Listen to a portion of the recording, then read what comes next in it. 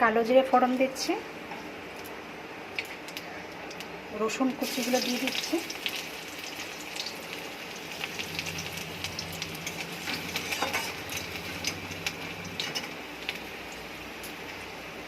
এবারে পেঁয়াজগুলো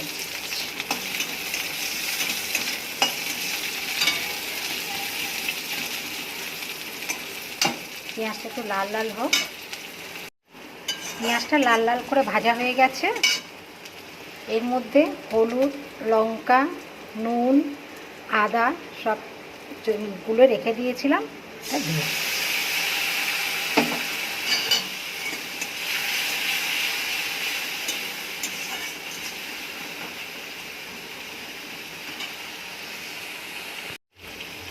মশলাতে তেল ছেড়ে দিয়েছে। এবার আমি জল ঢেলে দেবো।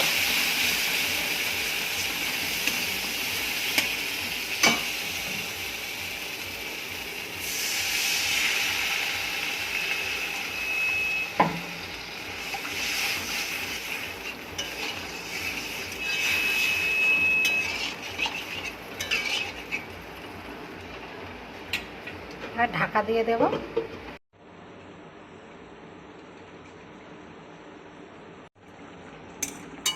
হালুয়া মাছের ঝাল হয়ে গেছে। এবার আমি গ্যাসটা বন্ধ করে দিচ্ছি, দিয়ে 5 মিনিট ঢাকা দিয়ে রেখে দেবো।